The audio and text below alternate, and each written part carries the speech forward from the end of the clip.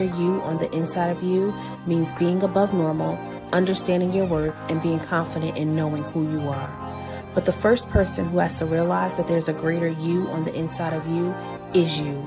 In life, we all go through stages of the good, the bad, and the ugly, which leads us to our purpose and promise. UTCM is a platform where you get to share your story and your truth of unmasking moments that allows you to embrace all stages in your life. UTCM looks forward to many people being able to unmask, uncover, and unveil themselves on the podcast. Thank you for watching and joining us.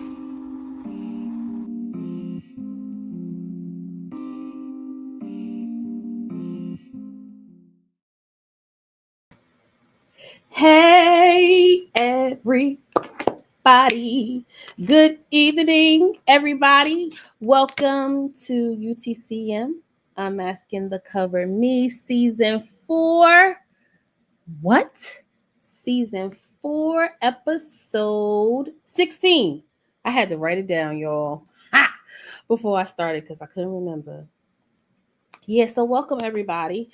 Welcome. Hold on one second. Let me make sure I got everything on this side is good.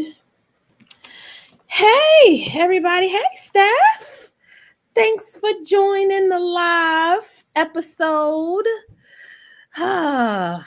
Welcome back, y'all. This episode is part 3 of the I Am in Recovery, I guess you want to call series, right? Because I've been on this road of truly being in recovery, and kind of just speaking to what recovery looks like for Naisha. And if I could be honest, it is not easy. Yeah.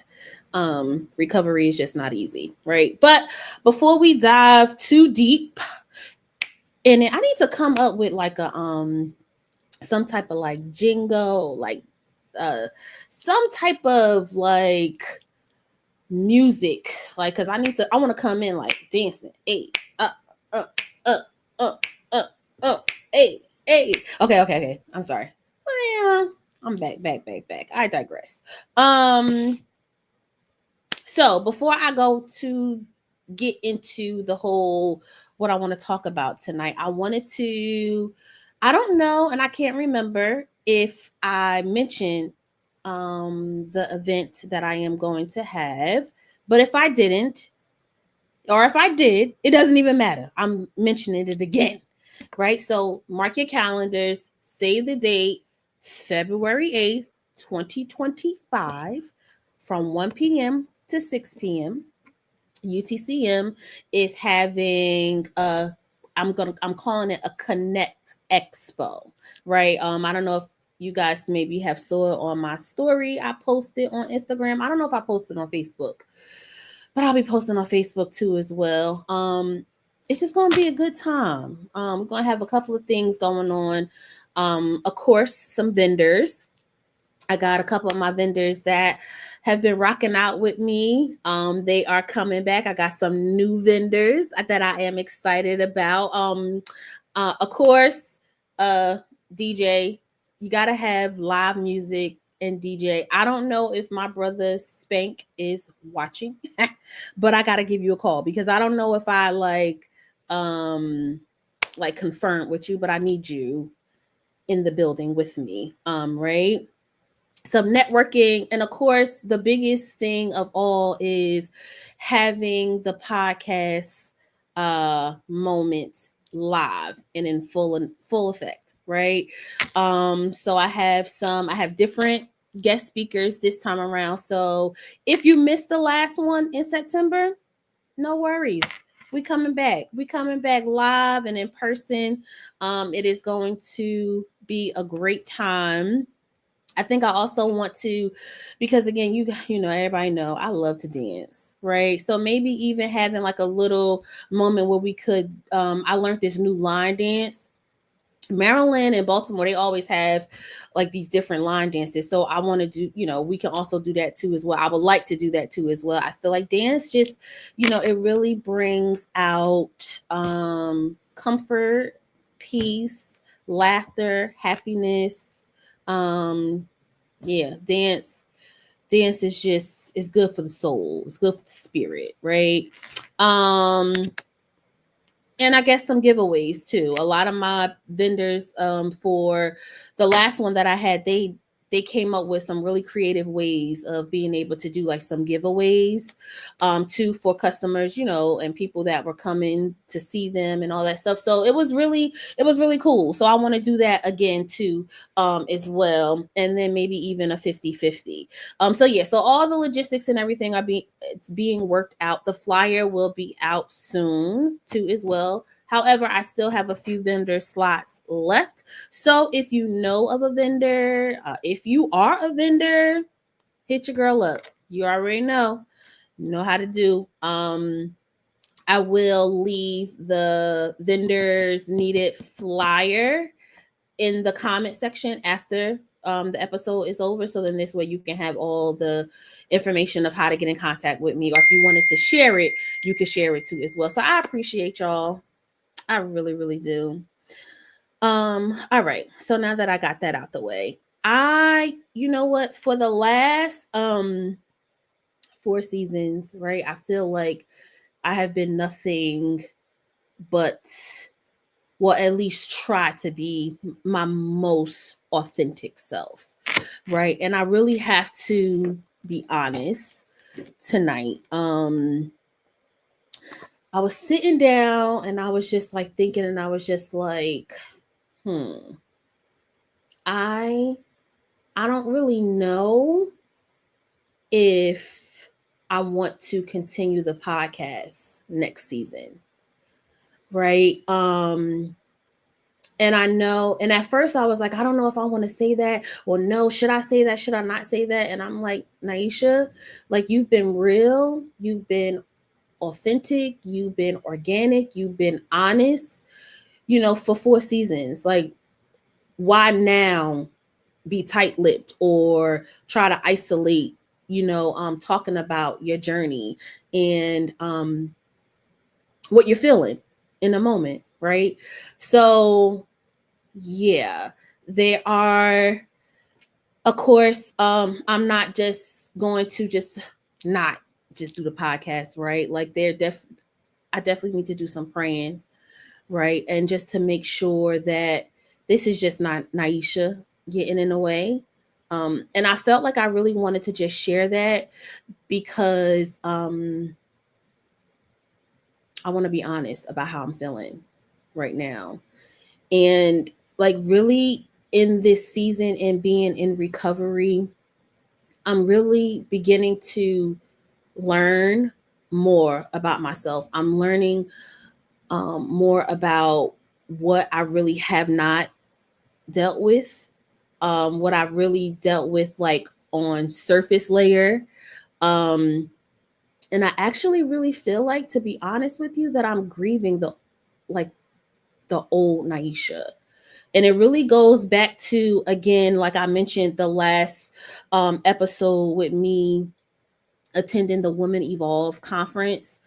Um, I realized that I have really been a like surface layer, even with my healing. Like, I had became complacent and comfortable with my journey, with my unmasking journey, right? And I think too, like, I know at the beginning of the year I kept hearing, like, going beyond the surface, right? And now I'm understanding. I'm having a full understanding of what that looks like. And I understand that sometimes you may have to, like, pull back to refocus, right? And really, like, pray about what the vision is, for UTCM, what the mission is for UTCM, what is the purpose, right? And I really need to be able to spend time with God to be able to do that, with no distractions. So my thing is, and I know for me, it's hard to want to give up something that I feel like, I worked so hard for, right? At the end of the day, God has allowed me 4 seasons to be able to come on and be real and bring other people on, right? For us to share our journey of, how we're feeling. But I feel like I want to be obedient to whatever God wants me to do, right? So I wanted to share that with y'all because I feel like I've let y'all in, you know, so much. Like, why not, allow you guys to welcome you in? I haven't shared this with anybody. This is my first time sharing it. So now I guess I'm sharing it with the world because I don't know who is going to watch this. But that's where I am, for right now. So right now I'm still rocking out, right? For the rest of this year. I got another episode at the end of this month. Then next month, I'll be solo dolo again.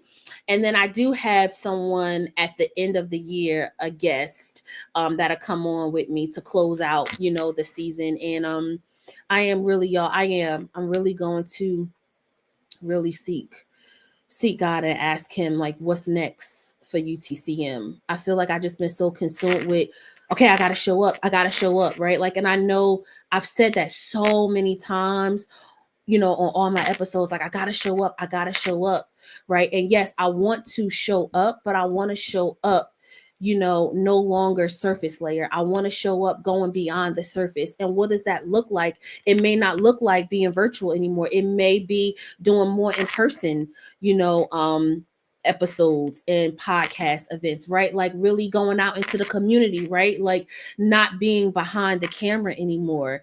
So there's a lot of different things that, that play into this. And at first I was scared. I didn't want to say it. I was like, nah, I'm not gonna share that. But I'm like, nah, I don't, Holy Spirit activated. You just, so yeah. So we are with that. So as I am praying for myself, I'm asking for you guys to continue to pray for me too, as well. One of my sisters in the kingdom, she had sent me a text message, just encouraging me this evening. And I thanked her, for sending me that message because I was kind of feeling a little defeated. Right. And then also feeling a little disqualified too, as well. And again, I think it really goes back to grieving the old Naisha, right? Like not Naisha, you're more than qualified, right? Like you've done 4 seasons, right? So it also too, like a lot of self-talk to myself in this recovery. And understanding that recovery has its pros and it has its cons too as well. And I think a lot of my healing journey, sometimes dealing with the disadvantages of my healing, maybe I held onto it as an idol, right? But in my head, I'm thinking, oh no, like I'm doing the work, like I'm healing, and really kind of again like surface layer, right? Like in under and for me, anytime that I'm really not dealing with things like my body physically and mentally, I become drained, right? But in my head, I'm like, no, but I'm still doing the work, right? I'm still going to therapy, right? I'm still showing up to work with a smile on my face, right? I'm still having, conversations with people and talking about my unmasking journey and all that stuff, right? But still subconsciously, I'm still like defeated too, as well. And I think just being honest with myself, like that surrender also is grieving too, as well. And Sarah Jakes, she is the one who said that at the Woman Evolve conference. And I'm going to show you guys like the little clip too as well. It's just very impactful. And I know for me too, like I just keep hearing like joy, right? Like finding joy in everything that you do. And sometimes the old Naisha will rise, and I have challenges with feeling safe with joy, right? Like I'm like, I was just telling my bestie Sheena, we was talking, and I was telling her because I had watched Meg the Stallion documentary, and I didn't realize that Meg the Stallion had went through all of what she went through mentally, right, with her whole case, with her getting shot and all that stuff in her foot, and it was just a lot, right, and she had mentioned that too, like always, like when something is going good, everything is going good, and then you're like, wait a second, like I'm waiting for the big boom. Like it's something about to happen. Like, you know what I'm saying? Like it's going too good. And for me, like I don't no longer want to do that anymore. But in order for me to no longer do the things and to also deprogram myself from doing the things that I've done and the things that I've kind of tucked away to, and like I'll put that to the side and you know allow it to sit, um in order for me to do what's necessary to continue my healing process and my journey of recovery, I have to be honest. I have to be honest with, not with anybody else, but first and foremost, I have to be honest with Naisha. And there's some things that I just necessarily have not been, I guess, honest with myself about, or not necessarily not honest with myself, but I think this is like the the next layer, the next season of what this unmasking journey looks like. And it's not as, I don't feel as like sad and like sobbering. Like I remember like pretty much all I would do was just cry, cry, cry, cry, cry. Um I don't really do a whole, I don't mind crying. Crying is cleansing. That's not what I'm saying. But what I'm saying is like there's more self-awareness, and me really really wanting to allow God to guide me, right, and really going to him, right, and in the 12 steps of recovery, they now, I guess, because they want to, I guess, be politically correct, but at the end of the day, when it really started, like the 12 steps of recovery, it was always God. Now they say, your higher power, right? Because everybody may not necessarily believe in God. At the end of the day, it's always going to be God for me. Right. And in one of those 12 steps, it talks about, the surrendering, right? And I'm going to read exactly what it says. It says, surrender. You can change your self-destructive decision by recognizing that you alone cannot recover. With help from your higher power, you can. And I know, like, I feel like God is just such a God of grace. And he loves me so much, and he's so gentle, and he knows me. He knows that I'm unique in his image, and he knew that there will come a season where like he would be able to, like, I guess, like, get me together, right? So then he knows that he'll have my heart completely. And I think that's where I am now. I feel like God has my heart completely, because I continue to just keep like thinking about, what he has done for me, where he has brought me from. And sometimes that allows me to be able to get up and not stay in that sunken place, right? Like on Saturday, when I woke up, I felt okay, but then it felt like really weird. Like it felt really weird, and I'm like, wait, I've been here before. Like this is not feeling good. And I literally, as I was laying in the bed, I felt like I was beginning to like sink in the bed, like, and then the committee started to talk, and I'm like, wait a second. So I popped up out of the bed, and I'm like, wait a second, no, I can't do this. I turned on the light, and I'm like, I called my bestie. She was having her a family function or whatever. I had told her that I wasn't gonna come, and then I said, you know what, I'm coming. I'm coming. And I know for me, isolation was key. Like I would isolate as soon as As soon as the going got tough and it got a little thick, and I felt like, it really wasn't going the way that I wanted it to go, or the way I thought it should be going, or I wasn't where I thought I should be, or where I wanted to be, right? I would immediately, it was retreat and isolate. And I didn't feel that way, right? My thing was, okay, no, Naisha, you need to get up, right? And even take it a step further. And then I was like, okay, I'm just gonna throw on some clothes and I'm just gonna go. And I said, I'm not gonna do that. I'm gonna get up. I'm gonna take care of myself. I'm gonna take a shower. I'm gonna put my little makeup on, put my little eyebrows on, my eyelashes on, put me on a little sweater. It was real, I was real chill with my outfit and everything, but I'm like, I felt clean. And I'm like, no, as even though I don't feel okay, I know I'm gonna be okay.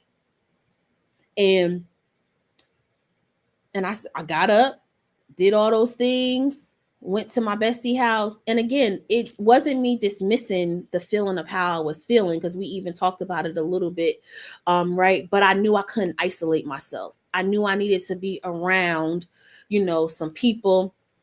I needed to be able to laugh a little bit. I needed to be able to, have some good food, because the food was banging. And it was a good time.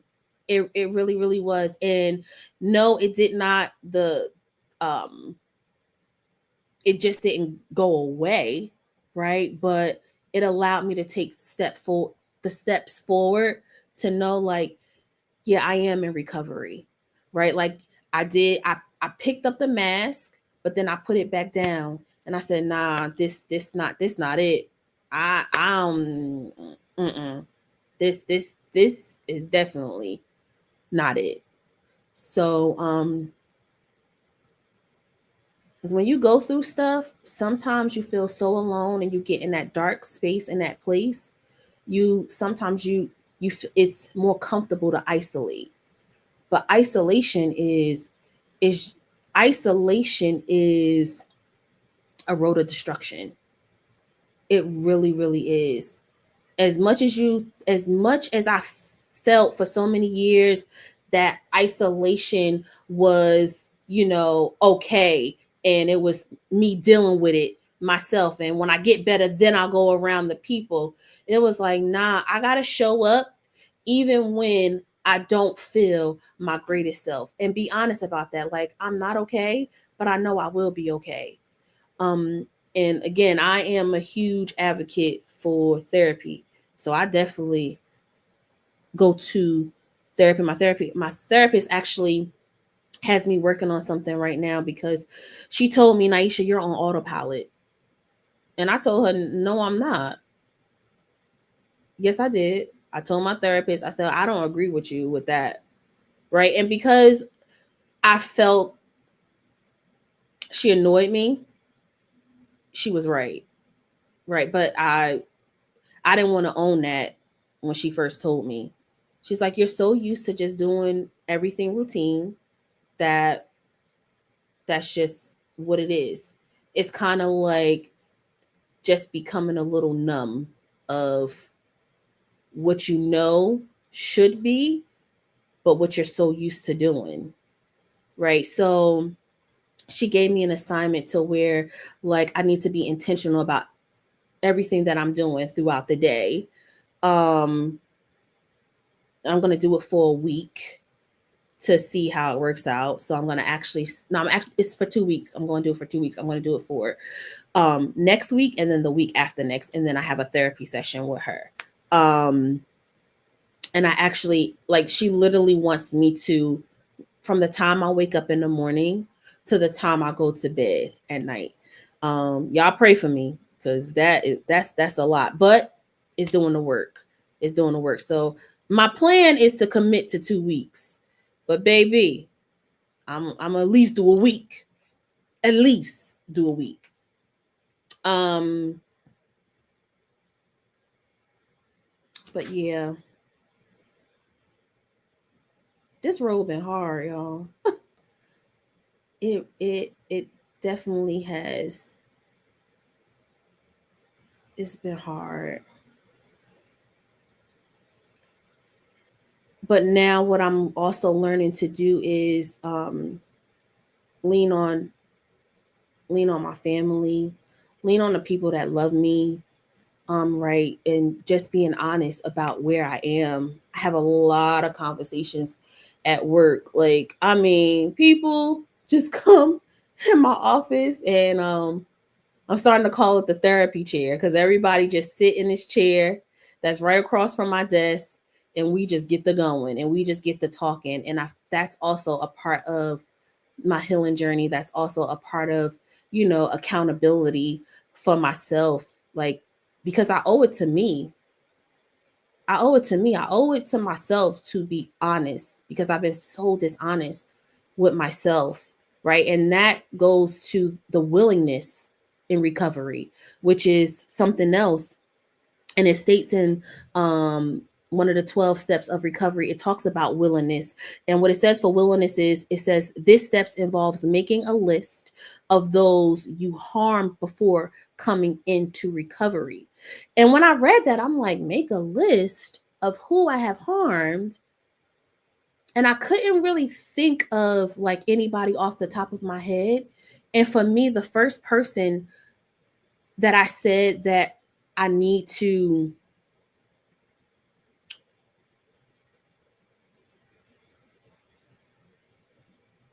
I guess, even apologize to is myself, right? Because I've harmed myself a lot. I've harmed myself by not being honest with myself. I harmed myself by isolating myself. I harmed myself by, not doing things because I was being fearful, not feeling qualified, um, not thinking I'm smart enough, right? Like I'm like, Naisha, you've really been mean to yourself. Like, really give yourself some grace.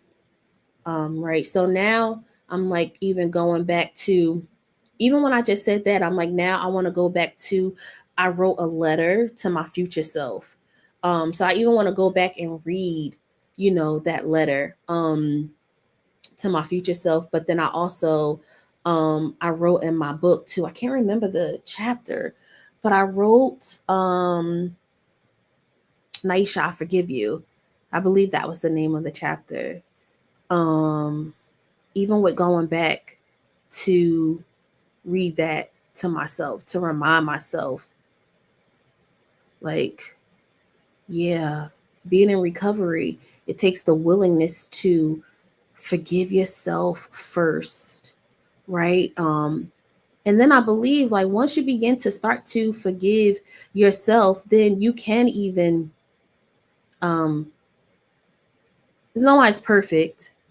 There may be somebody that, maybe you responded in a way when they were trying to show you love, but you pushed them away, right? Like, even stuff like that, right? There's people who try to, maybe try to um, reach out to me to, offer maybe some help, right? And maybe my pride got in the way, and I'm like, I don't need that, right? So again, the first person on that's on my list is myself. It's me.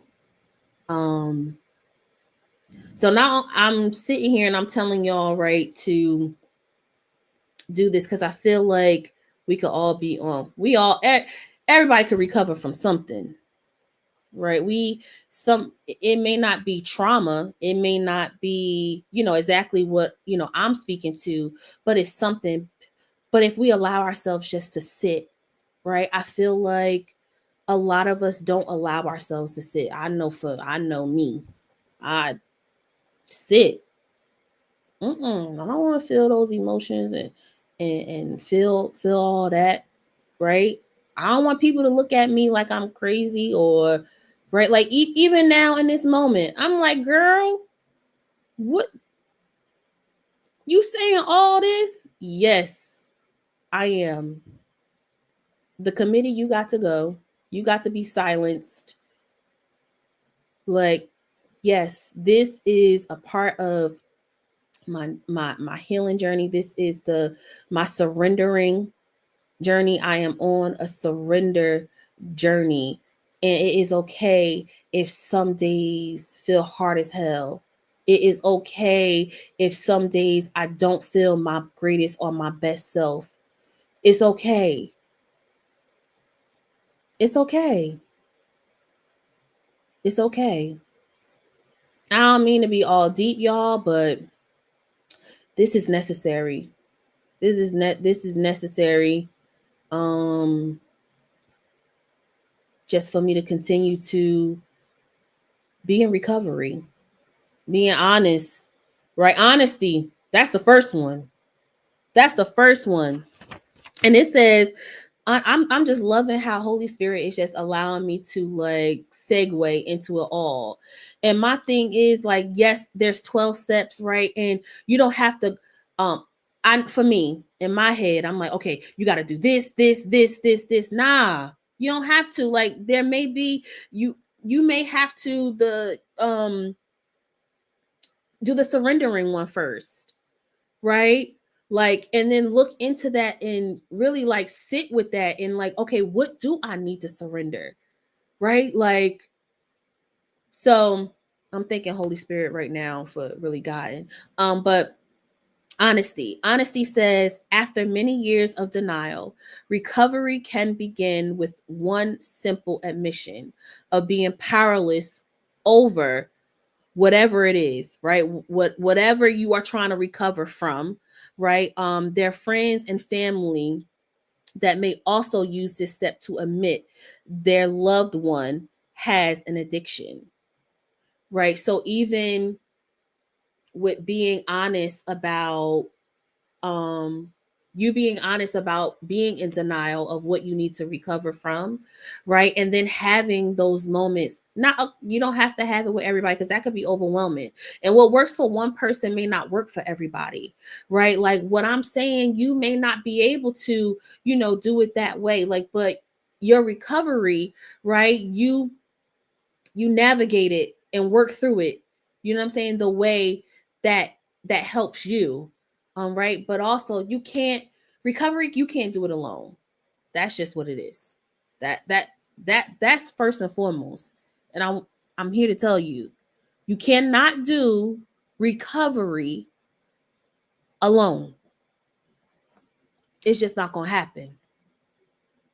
It's not going to happen. You don't have to have everybody involved, but you need to have, if it's not at least one person that you could be able to lean on, right? And they have the capacity for you to lean on them, right? Because you can't do it alone, because it's not an easy feat. Recovery is not easy by yourself, but you got to be willing to not do it by yourself, right? And so again, it goes back to, you know, whomever maybe that person may be, that circle, that community of people, right? They're not intimidated by you, right? And they're willing to, hold your hand through it, right? Allow you to be able to feel what you need to feel, allow you to be able to say what you need to say, cry it out, laugh it out, whatever, right? But still hold you accountable, right? And even sometimes give you that little push too as well. Um, yeah, be honest with yourself and like write it down. It's something about putting things in black and white. Like it really, really is. Like I feel like there's so much power in writing down what you're feeling, writing down your thoughts, like really being intentional about your recovery journey, and what you no longer, or what no longer serves you anymore. Like just writing those things out, right? So you can be able to go back to it in those hard moments, in those hard days, right? When you don't feel like doing it no more. Because some days it's like it's easier to make the stop. Oh, excuse me, y'all. Meg the Stallion said she got in such a dark place anymore. She said she never had felt like this before. Like she never wanted to, you know, like commit suicide or anything like that, but she was in such a dark space that it was just like, it was easier if she said to herself, it was easier if I would have just not been here anymore, to not have to deal with it, right? But there was a tug on her that she knew that, nah, I can't do this no more, right? And I don't know if it was someone, right, that sh- that they saw her going in this downward spiral, right, to say, like, yeah, no, that's it, we canceling all shows, like, no, you gotta get better for you. You can't keep giving and you're being depleted. You can't pour from an empty cup. That's what that says, right? I'm not. Am I frozen, y'all? I don't know, cause I'm looking on here and it looks like the screen is frozen. I don't know. I be doing the backstage stuff too as well, so I don't know. Okay, it's okay. No. I'm not frozen. It looked like it was frozen. I don't know what's going on, but yeah. So even tonight, um, was very intentional. And as I was at work today, I had wrote on the sticky, that I am in recovery. And what came to my mind was everybody keep getting on me for calling him this, but I can't help it. I call him Baby Steve. Baby Steve. For football season, he had a really tough season this year, right? And the odds were completely um against him.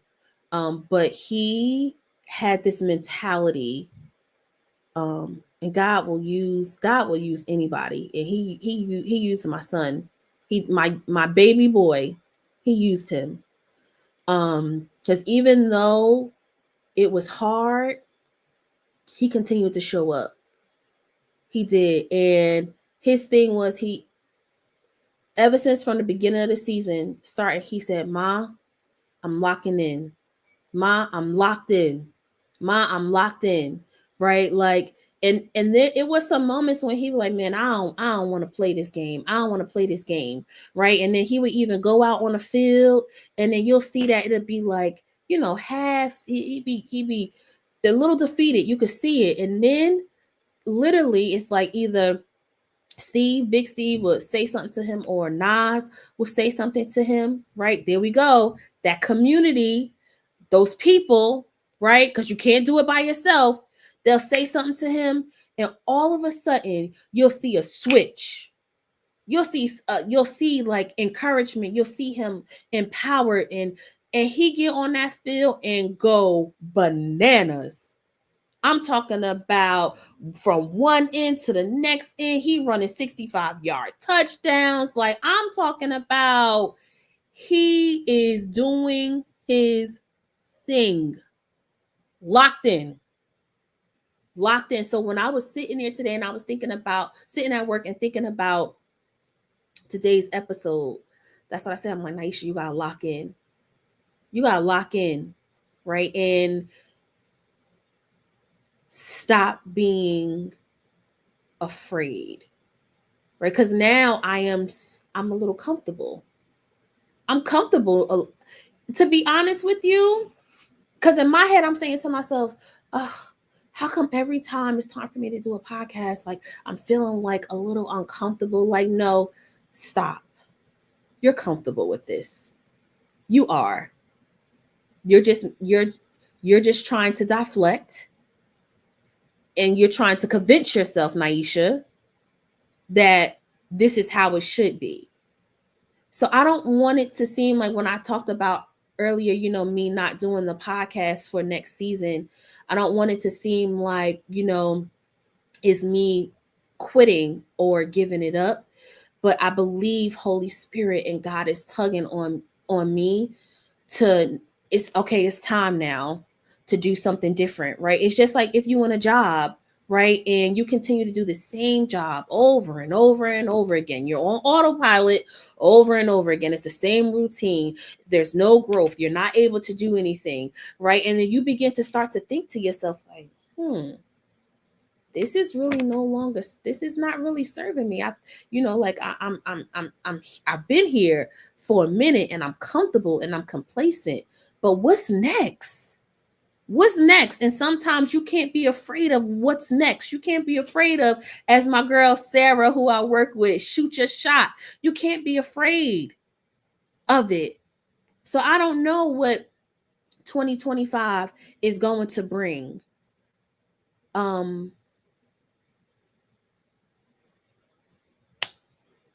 But I'm gonna do my best at being obedient.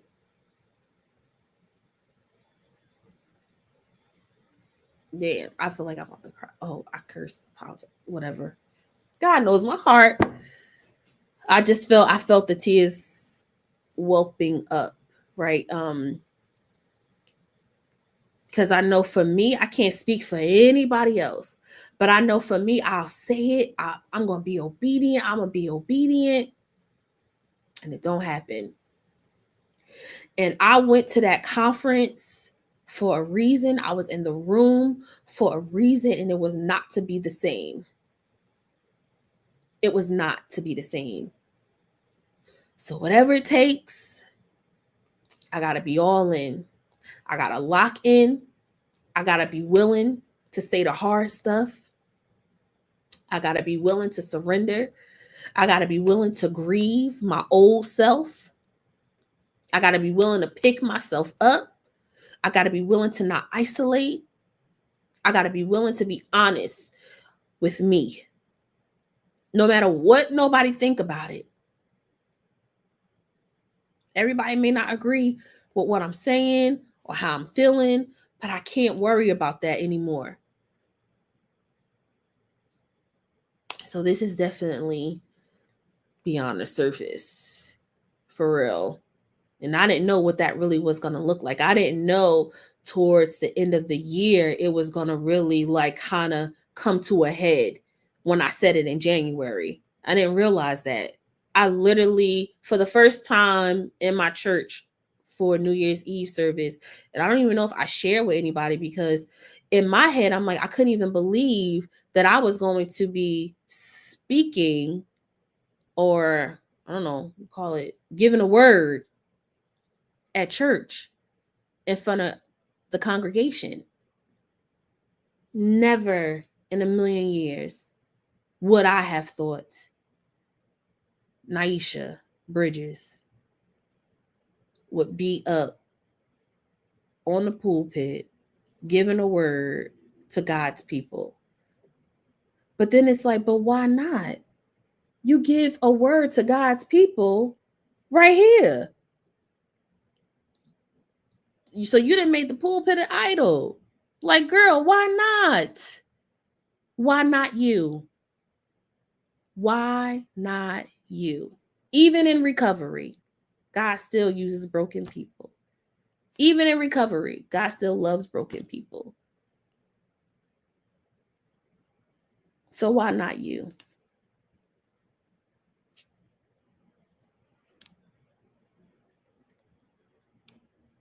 You could do it. We could do it. Literally, we just got to keep putting one foot in front of the other, y'all. For real. For real. So this is our season of being in recovery and really allowing ourselves to just sit with ourselves, but not in isolation. Not in isolation. This season is not the time to isolate. You can't do it alone. Recovery is not something that you do alone. It's not. I don't care what you're recovering from. Whether it's, I call it me, a professional mask wearer, right? You have some people that may be addicted to a substance. You have some people that may be addicted to pornography. Like there's so many different things that people have to be in recovery from. But we have to be honest with what we need to recover from. And then we have to allow ourselves to surrender it.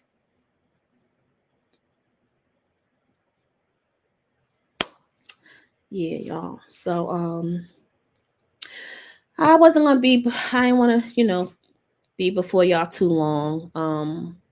But I wanted to just come on and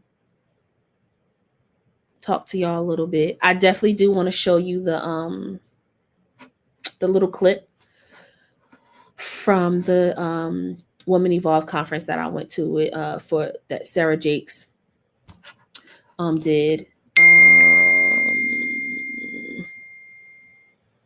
Let me see. Hold on, y'all. Y'all know I ain't even trying to front. I'm gonna be honest.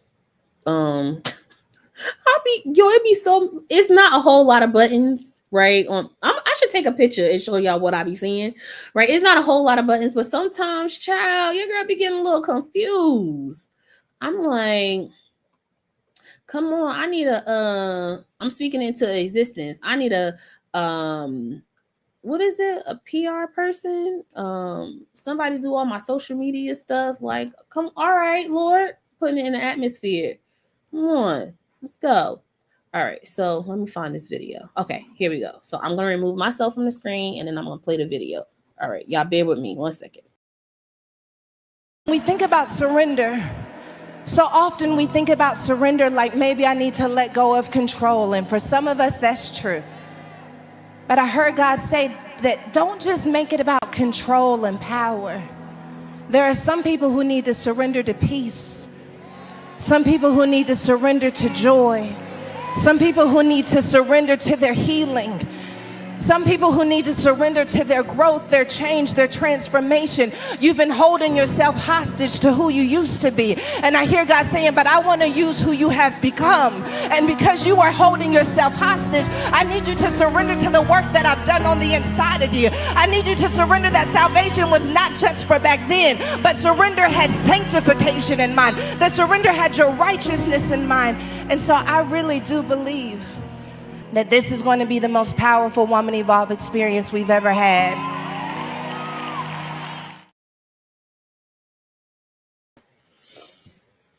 Woo! Every time I watch that, I get like a little teary-eyed.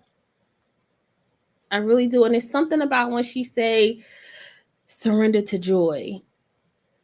And again, I mentioned it not too long ago, but like just not feeling safe with joy. Like I want to take my joy. I'm grabbing hold to this joy. Like I don't want I can't keep holding myself hostage of the what if. It's like constantly just living in the what if, constantly living on edge, constantly looking over my shoulder, like waiting for the big boom. It's going too good, just waiting. And even though I'm not saying it out of my mouth, I'm thinking it. So I'm still bringing it to possibly come up. So yeah. That right there. Like really sit with yourself and ask yourself, what do you need to surrender in this season? We got about what, like 6 more weeks of 2024. It's not too late. It's not too late. Like, yeah, what do I need to surrender? What do I need to surrender in this season? And be honest with yourself. And don't be surface. Right? Because I know for me, I was very surface. Even going to the conference, right? Because in my head, I'm like, I ain't even gonna front. I'm like, I done been on this unmasking journey, like, yeah, like I'm pretty solid. I'm pretty solid, right? So, you know what? This weekend, I want to. This is what I said to myself, right? When I was in Texas and we was in the room and they was asking me like, "What do you want to surrender?" I'm like, I'm gonna surrender to feeling safe in this space. Even when I said it, I said to myself, it was like, how it's the good one and the bad one. It was like I felt like the good one was like, what the hell, girl, safe? You done did that already. You wrote a whole book. Like, come on. Like, come, like, be real. You're not being real right now. You didn't put back on that mask. Like, you're not being real at all right now. Safe, girl. And then the people that you with, you feel safe with them too. Like, stop it. And that's when I realized that it was a lot more than I didn't realize that I wasn't. Like, I was still holding on to, again, the not feeling safe with joy, holding on to the fear of people leaving, um the comfortability of not being real about even certain things of how I was feeling, right? Like being on autopilot, right? And just going. Right. Even in like feeling comfortable in my position that I'm in now at work, right? Because in my head, I'm like, no, like, I went from, the emergency department. Now, I'm an admin in behavioral health. I'm making a lot of connections. Like, no, I'm pretty solid. And literally, it was like another tug. Like, and I was like, huh? Haven't even been a whole year yet.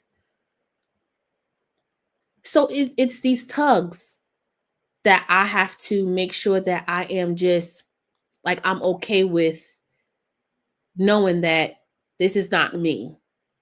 This is a tug. This is a tug because he trusts me because he knows that he's in my heart. So he trusts me to give me those tugs. It's just a matter of me trusting the tug. So, yeah, I think I'm done, y'all. I think I said all I needed to say. I appreciate y'all. For real. I really do. I thank everybody for just continuing to show love, rock out with me. Because you could be doing anything on Thursday night at 7:30, but you decide to come on and actually stay on and watch me talk. Like, right? So I really really appreciate everybody, for real, for all the love, for all the support. Um and yeah, y'all, we in recovery. So if you want a journey with me, I'm here. Let's rock out. Let's rock out. So I'm being obedient to the tugs. Being obedient to the tugs. I think I want to pray. Even in that, right? Before I pray. Even with that, sometimes I count myself out.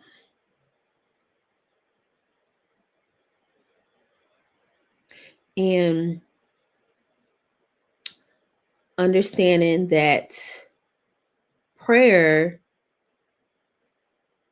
does not You do not have to pray how you think everybody else prays, right? Your prayer is personal to you. Um, so yeah, prayer is also necessary in recovery. Consistency is necessary in recovery.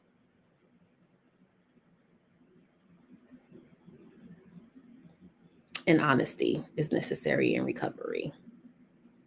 So yeah, we're gonna rock out. We're gonna rock out. Um, and I think the last thing that I want to say before I pray is um in the steps they called it service. So, and service is, you bringing um speaking to, your recovery. And I'm actually read exactly what it says. So it says the person in recovery must carry the message to others and put the principles of the program into practice in every area of your life, right? So for me, being in recovery is the foundation of, of God being at the center of everything. Um, right. And then again, just not being fearful of speaking to what and why I'm in recovery.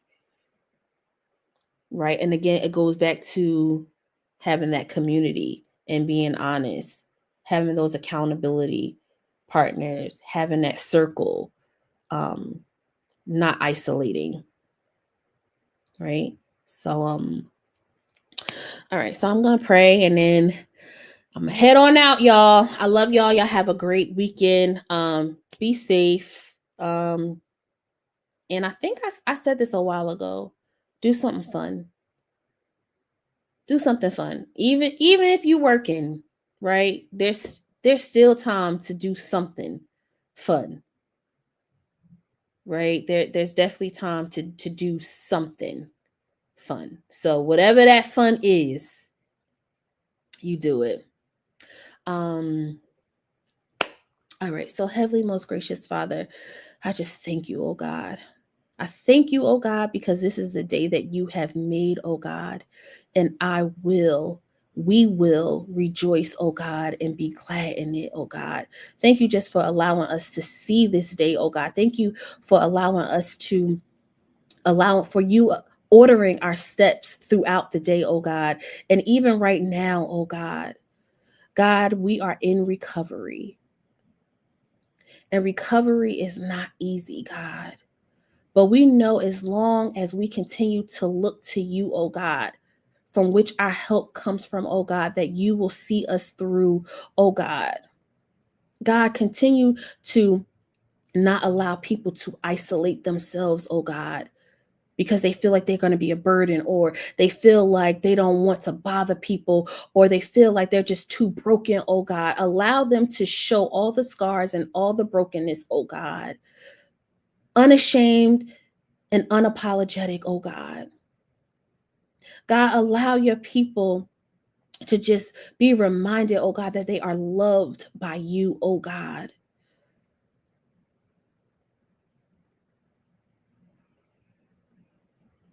Give them the strength, oh God. Give them the endurance, oh God, that's needed, oh God, to go through this recovery journey, oh God. Allow them to surrender, oh God, what they need to let go. Allow them to be able, oh God, to sit, oh God, and lament, oh God, in you, oh God. Be able to cry it out, oh God, if they need to cry. Be able to talk to whomever they feel that they can talk to, oh God. Allow them to feel safe, oh God, and know that as long as they have you by their side, oh God, that it is okay. Reminding people, oh God, that it is okay to not be okay. Allow people to feel and know that emotions are real, and you allow emotions. You honor emotions. God, allow us not to keep moving so fast like the world is moving fast, oh God, but allow us to really just take a pause, to really honor what we're feeling, to really feel what we need to feel.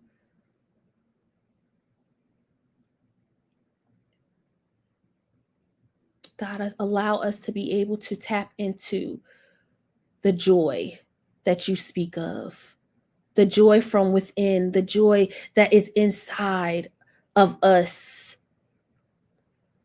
Allow us to be able to deal with those hurts, those pains, those hardships, because you love us. You'll never leave us. You'll never forsake us, oh God. So, God, this prayer right now is going to be signed, sealed, and delivered in you. And it's in your precious name that I pray. Amen, amen, and amen. Good night, y'all.